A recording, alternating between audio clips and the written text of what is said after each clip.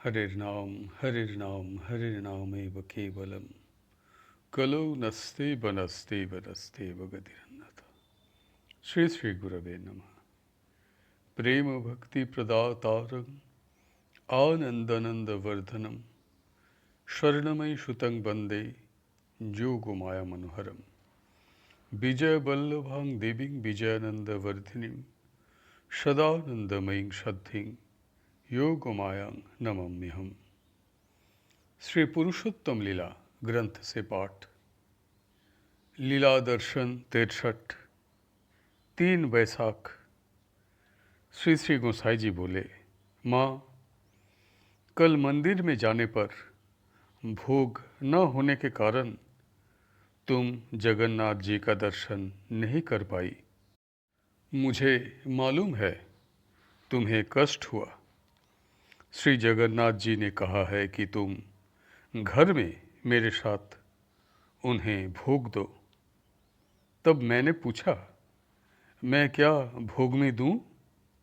गोसाई जी बोले, दोपहर में थोड़ी सी खिचड़ी का भोग लगाना, और जिस दिन संभव नहीं हो उस दिन जो कुछ मुझे दोगी वही उन्हें देना। मैंने गोसाई जी से पूछा, आपको तो मैं महाप्रसाद देती हूँ, तब जगन्नाथ जी को क्या दूंगी? गोसाई जी बोले, घर में पकाकर अर्थात रंधन करके तुलसी देकर निवेदन करो, वही महाप्रसाद होगा। कर्माबाई तो अपने घर में रांधना करके ही भोग देती थी। उस प्रेमवती भक्त का वह दान ग्रहण करने जगन्नाथ देव मणिकोठा में रत्नवेदी छोड़कर उसके यहाँ आते थे। एकमात्र भक्ति द्वारा ही भगवान को वश में किया जा सकता है। जगन्नाथ जी बोले कि भोग न होने के कारण वह मेरा दर्शन न कर सकी और मन में कष्ट पाकर चली गई। घर में जो कुछ हो उसे रंधन करके तुम्हारे साथ मुझे भोग देने को कहो। माँ, तुम भाग्यवती हो, उनके इस आदेश अनुसार ही चलना। आदेश पालन न करने से ही बंधन की सृष्टि होती है।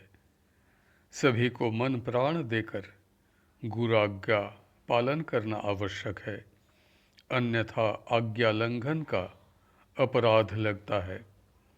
सब समय विचार करके कार्य करना प्रत्येक साधन प्राप्त व्यक्ति का कर्तव्य है।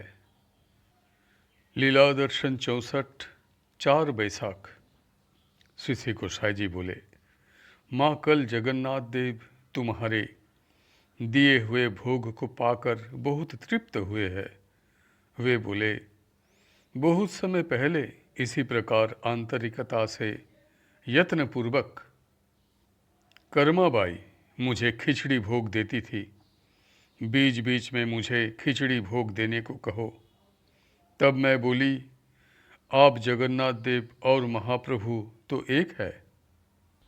तब गोसाई जी बोले, हाँ, एक तो है, परंतु फिर भी जैसे स्वरूप उसी के अनुसार सेवा पूजा की व्यवस्था है, उस नियम अनुसार ही उनकी आराधना करनी पड़ती है। भगवान तो बहुत से रूप में लीला करते हैं, वो कर रहे हैं। जिस मूर्ति का जो नियम से पूजा आदि का विधान है, उसी नियम अनुसार चलना पड़ता है। मैं बोली, मैं तो आपके साथ ही जगन्नाथ देव को भोग निवेदन किया और दिन महाप्रसाद देती थी। कल तुलसी देकर भोग अर्पित किया। श्री श्री गोसाई जी तब बोले, अंतर की जो व्याकुलता है वही प्रकृत अर्थात सच्ची सेवा है। जगन्नाथ देव तो ब्रह्म है, उनका कैसा उपवास।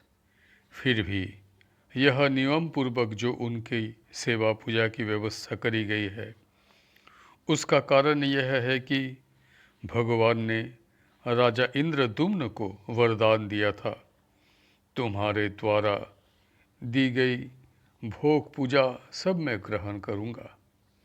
आजकल काल के प्रभाव से सेवा पूजा में व्यतिक्रम हो रहा है और नियम अनुसार न होने के कारण ही भक्तों के प्राणों में आघात लगता है। जो लोग भगवान को देवता मानकर उनकी सेवा पूजा करते हैं, उनका ऐश्वर्य भाव, और जो भगवान को स्वामी पुत्र भावना करके अपना मानते हैं, उनका ब्रज भाव है। इस ब्रज भाव से भगवान की उपासना सर्वश्रेष्ठ उपासना है। इस सब भावों में जो स्वामी भाव से उन्हें पाना चाहते हैं, वो आराधना करते हैं। जैसे ब्रज गोपिकागण एकमात्र उस साधन द्वारा ही पंचम पुरुषार्थ प्रेम भक्ति लाभ होती है। यह मधुर भाव गोलक व रासमंडल में प्राप्य है। यह भक्तों की चिरवांछित उनकी आकांक्षा की दुर्लभ वस्तु है। यह मधुर भाव देवता को भी दुष्प्राप्य है। यह मधुर भाव अकथनीय है और अपार्थिव आनंद स्वरूप है। भगवत प्रेम में डूबकर भक्त भगवान के संग उस दिव्य प्रेम रस का आस्वादन करता है। केवल मुंह में बातों करने से कुछ नहीं होता, भगवान को अंतर से पुकारना पड़ता है। कामना शून्य होकर भगवान को केवल उन्हीं के लिए पुकारना होगा, तभी उनकी कृपा लाभ होगी। बीच में एक दिन जगन्नाथ जी ने तुम्हें प्रसाद देने को कहा था। देने और चाहने में बहुत पार्थक्य है। भगवान जगत के नर नारियों को जो जैसे चाहता है, उनके कर्म फल अनुसार भगवान सब कुछ देते हैं। परंतु भगवान को जो दे सके, ऐसे तो उनकी सृष्टि में एकमात्र उनके प्रिय भक्त ही है। अपने भक्त के पास ही वे मांगते हैं, तब उस भक्त के लिए और कुछ अप्राप्य नहीं रह जाता। यह जो सद्गुरु दत्त साधन दिया गया है, उनके आदेश अनुसार चलने से सनहि सनहि अध्यात्म जगत के सारे रहस्य प्रकाशित होते हैं। केवल लक्ष्य स्थिर रखकर चलना होगा। लीला दर्शन 65 5 बैसाख। श्री श्री गोसाई जी बोलने लगे, अमुक से जब भेंट हो तो उसे नाम ब्रह्म जप करने की बात कह देना।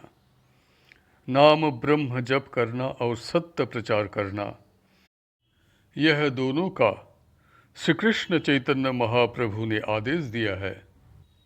सत्य पथ पर चलना ही कलियुग के जीवों की एकमात्र तपस्या है। इस सत्य से भ्रष्ट होने के कारण ही चारों तरफ अधर्म की सृष्टि हो गई है, वो हो रही है। यहाँ तक कि धर्म क्षेत्र में भी सत्य का कोई मर्यादा नहीं रह गई है। जो सत्यपरायण व्यक्ति है, वे उपहास के पात्र बन गए हैं। सब तरफ मिथ्या की ही जय हो रही है। भगवान अपने भक्त के साथ जो लीला करते हैं, वह सब युगों में करते हैं, वो अभी भी कर रहे हैं। इस संबंध में अनेक पुरातन कहानी धर्मशास्त्र में वर्णित है। आजकल लोग सत्य घटना देख सुनकर भी विश्वास नहीं कर पाते। उसका कारण यह है कि बहुत सी जगह पर मनगढ़ंत कल्पना से मिथ्या को ही सत्य बोलकर प्रचार किया जा रहा है।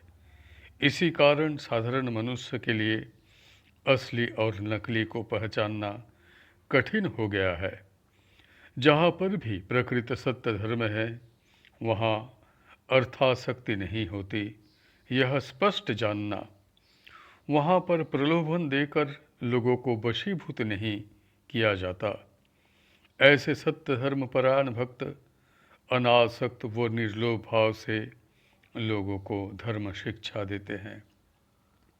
बंगाल में इस प्रकार का प्रकट रूप में कोई मठ या आश्रम नहीं दिखता है। ऐसे उच्च कोटि के भक्त लोग समाज से दूर साधारण भाव से रहते हैं और जीवों के लिए भगवान से मंगल प्रार्थना करते हैं। इस समय जिन उपायों से इन सब उपदेशों द्वारा चारों तरफ जो सत्य के बीज छिड़के जा रहे हैं, शनै शनै उसमें निहित शक्ति का कार्य आरंभ होगा। तुम नीरव होकर आदेश पालन करे जाओ। जिस दिन जो संग्रह हो उसके द्वारा दोपहर में जगन्नाथ जी को थोड़ा सा भोग लगाना।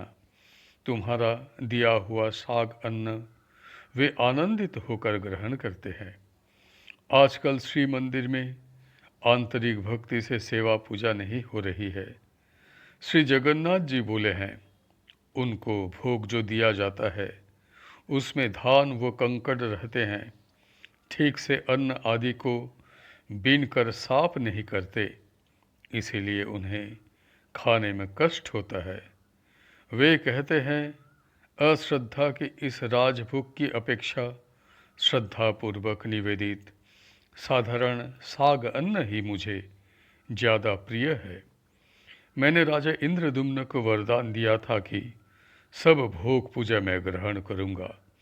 इसी वचन से बंधा होने के कारण ही मैं यह सब ग्रहण करता हूँ, परंतु मुझे इससे तृप्ति नहीं होती है।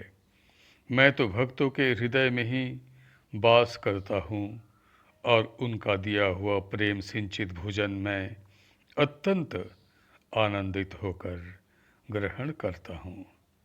आज का पाठ यहीं पर समाप्त होता है। हरि बोल, हरि बोल, हरि बोल। जय गुरुदेव, जय गुरुदेव, जय गुरुदेव।